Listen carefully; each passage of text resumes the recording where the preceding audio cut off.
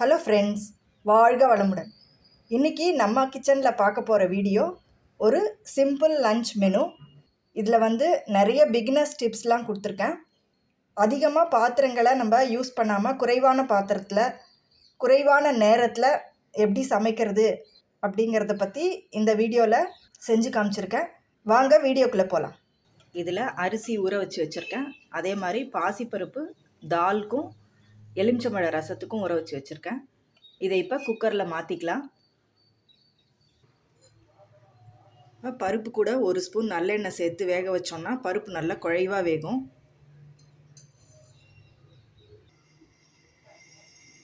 இப்போ இதை க்ளோஸ் பண்ணி 2 விசில் வச்சு எடுத்துக்கலாம்.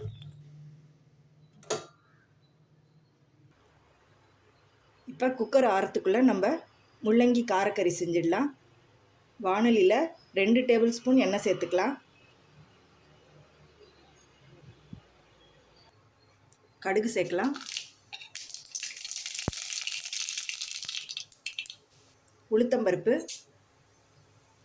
உளுத்தம்பருப்பு செவந்த உடனே வெங்காயம்,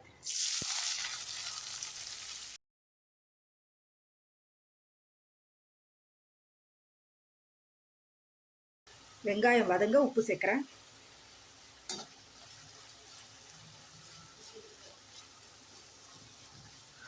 இப்போ வெங்காயம் நல்லா டிரான்ஸ்பரண்ட் ஆகிடுது. இப்போ முள்ளங்கி சேர்க்கலாம்.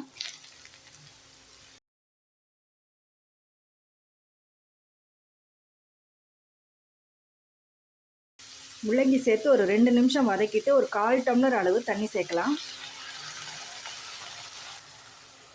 இப்போ இதை மூடி வச்சு வேக வைக்கணும். இப்போ பார்க்கலாம்.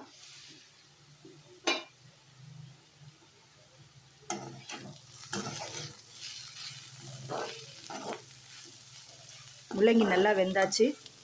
5 மினிட்ஸ் தான் ஆச்சு நம்ம வச்சு. இப்போ ஸ்பைசஸ் சேர்த்துடலாம்.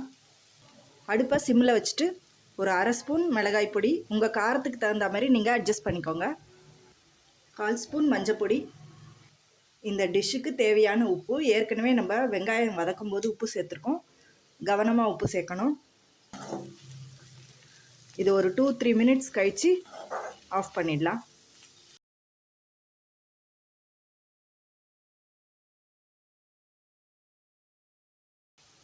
எப்பயுமே காய் வேகிறதுக்கு முதல்லையே நிறைய தண்ணி ஊற்றிடக்கூடாது. அப்படி ஊற்றினீங்கன்னா காயோட டேஸ்ட்டே போயிடும். கொஞ்சம் கொஞ்சமாக ஒவ்வொரு கை தெளித்து தான் நம்ம காயை வதக்கி எடுக்கணும். அப்போ தான் நல்லாயிருக்கும். இப்போ நம்மளோட காரக்கறி ரெடி ஆகிடுத்து. கொஞ்சமாக கொத்தமல்லி தூவி இறக்கிடலாம். உப்பு காரம்லாம் காயோட சேர்க்கும்போது முதல்லையே சேர்த்துடக்கூடாது. முதல்லையே சேர்த்தா காய் நிறைய இருக்க மாதிரி இருக்கும். அது வெந்த பிறகு காய் சுருங்கும். அப்போ நமக்கு அளவு குறையும். அதுக்கு தகுந்த மாதிரி நம்ம உப்பு காரம் ஆட் பண்ணணும். இப்போ இதை சர்விங் பவுலுக்கு மாற்றிடலாம். இதே பாத்திரத்தில் நம்ம தால் செஞ்சிடலாம்.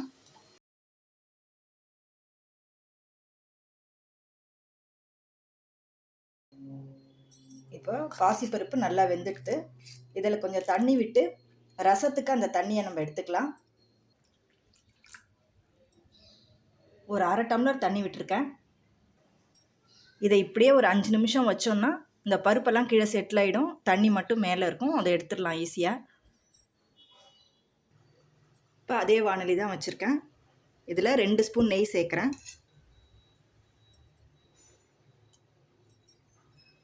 இப்போ ஜீரகம் சேர்க்கலாம். பெருங்காயம்,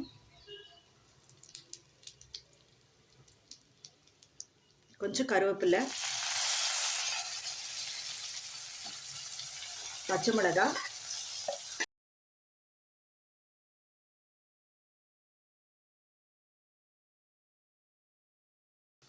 ஒரே ஒரு தக்காளி.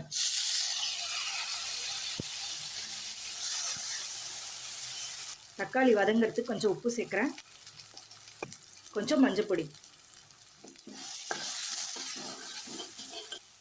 இப்போ இது கூட வெந்த பாசிப்பருப்பு சேர்க்குறேன்.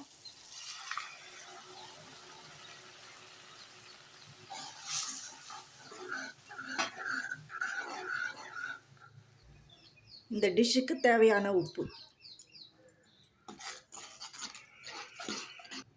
இது ஒரு 2-3 நிமிஷம் கொதிக்கட்டும். நம்மளோட தால் ரெடி ஆகிறதுக்குள்ளே நம்ம ரசத்துக்கு ரெடி பண்ணிடலாம். இதில் பருப்பு ப்ளஸ் பருப்பு தண்ணி ரெண்டும் சேர்த்து வச்சுருக்கேன். இதில் 1 டம்ளர் அளவு தண்ணி சேர்க்குறேன். 1 தக்காளி, 3 பச்சை மிளகாய், மஞ்சப்பொடி, உப்பு தேவையான அளவு. இப்போ இது கொதிக்கட்டும். இப்போ நம்மளோட தால் ரெடி ஆகிடுத்து. ஆஃப் பண்ணிடலாம். ரசம் கொதிக்கிறதுக்குள்ளே நம்ம ஒரு ஸ்ப்ரவுட் சாலட் பார்த்துடலாம். 2 ஸ்பூன் பச்சைப்பயிறு, முளை கட்டின பச்சை பயிறு, கொஞ்சமாக பச்சை மிளகாய், உங்கள் ஸ்பைசினஸ்க்கு தகுந்த மாதிரி ப்ளஸ் மைனஸ் பண்ணிக்கோங்க. கொஞ்சம் ஆனியன், கொஞ்சம் கொத்தமல்லி, கேரட் அண்ட் முள்ளங்கி,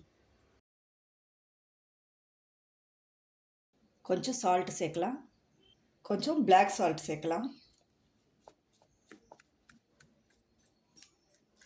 கொஞ்சம் லெமன் ஜூஸ்.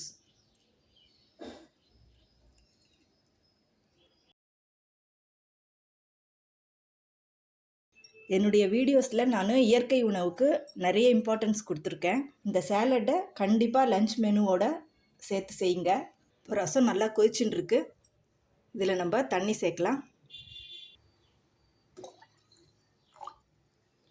நான் ஒரு 3/4 டம்ளர் அளவு சேர்க்குறேன்.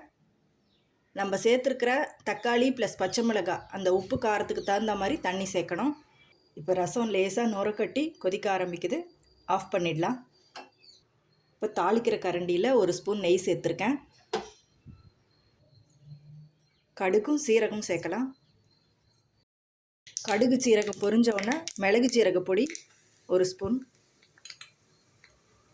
இப்போ சுவிட்ச் ஆஃப் பண்ணிவிட்டு கருவேப்பிலை சேர்க்கலாம். இதை நம்ம ரசத்தோடு சேர்த்துடலாம். இந்த அளவு ரசத்துக்கு ஒரு மீடியம் சைஸ் லெமனில் ஜூஸ் எடுத்து இதில் ஆட் பண்ணிடலாம். கொஞ்சம் கொத்தமல்லி சேர்த்துடலாம். அவ்வளோதான், நம்மளோட லன்ச் முடிஞ்சு போச்சு. 1/2 hour தான் கரெக்டாக ஆயிருக்கு. இன்றைக்கி வீடியோவில் சுவையான ஒரு லன்ச் மெனு பார்த்தோம். உங்களுக்கெல்லாம் ரொம்ப பிடிச்சிருக்குன்னு நினைக்கிறேன். அடுத்த ஒரு நல்ல ரெசிபியோடு பார்க்கலாம். தேங்க்யூ.